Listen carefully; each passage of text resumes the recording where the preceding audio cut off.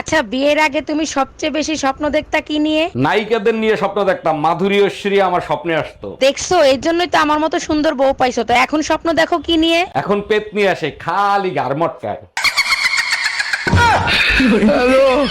শালি কামডা করলো কি, একবারে গুড়া দিয়ে কেটে ফেলাইছে। এইবার যদি শিক্ষা হয় তোমাদের, আর যাবা ফাউ খাইতে? ডাক্তার এখন অনেক আধুনিক হয়ে গেছে, জোড়া দিলে 3 মাসের ভিতর ঠিক হয়ে যাবে। জোড়া দিলে ঠিক হইতে পারে, কিন্তু আগের মতো আর কথা বলবে না।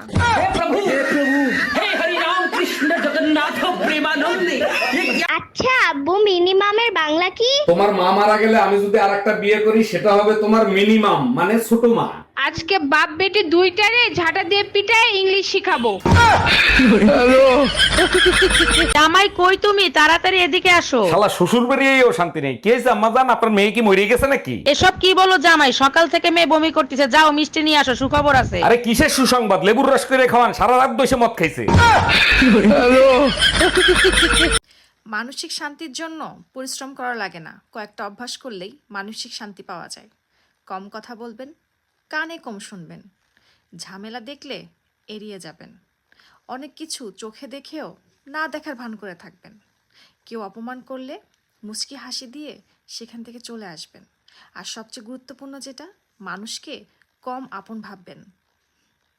আচ্ছা, বিয়ের দিন আমি কি শাড়ি পরছিলাম তোমার মনে আছে? না, কেন, কি হয়েছে? তুমি কি বিয়ে করতে গেছিলা না বিয়ের দাওয়াত খাইতে গেছিলা? আরে যখন কেউ গলায় দড়ি দিতে যায়, তখন সে দেখে না ওটা আম গাছ ছিল না জাম গাছ ছিল। এই কি বললা তুমি? শোনো, তুমি আমাকে ভুলে যাও। আমি আরেকটা ছেলেকে ভালোবাসি আর সিদ্ধান্ত নিচ্ছি তাকেই আমি বিয়ে করব। বিয়ের পরে তুই হানিমুনে যা, 4-5টা বাচ্চা নেই, আমার কোনো সমস্যা নাই, কারণ আমার তো কোনো গার্লফ্রেন্ডই নেই, এটা রং নাম্বার ছিল। জানেন ভাবি, ভাই আপনাকে এক ফোঁটাও ভালোবাসে না। আরে কি বলেন, আপনি জানেন না, অনেক ভালোবাসে। তাইলে আপনি যখন হারায় গেছিলেন তখন পুলিশের রিপোর্ট লেখায় নাই কেন? কারণ এর আগে মোটরসাইকেল হারাইছিল, পুলিশে 15 দিন ইউজ করে তারপর ফেরত দিচ্ছে। ও আচ্ছা। বিয়ের প্রথম বছরটা আমাদের অনেক মধুর ছিল, তাই না? হ্যাঁ, অনেক মধুর ছিল, একজন আরেকজনকে বুঝতাম। আচ্ছা, আমরা ঝগড়া না করে আগের মতো হয়ে যেতে পারি না? পারি, যদি তুমি বাপের বাড়ি অনলাইন কোচিং করা বন্ধ করো তাইলে। পুতা দিয়া তোমারে শেষে কি খালি খালি? আমার রানী একা একা কি করে? আচ্ছা, তুমি আমাকে রানী বলে ডাকো কেন? চাকরানী নামটা অনেক বড় তো, তাই ছোট করে রানী বলে ডাকি। ওরে আমার জানু, অনেক বুদ্ধি তোমার। আচ্ছা, তুমি আমাকে জানু বলে কেন ডাকো? জানোয়ার নামটা অনেক বড় তো, তাই।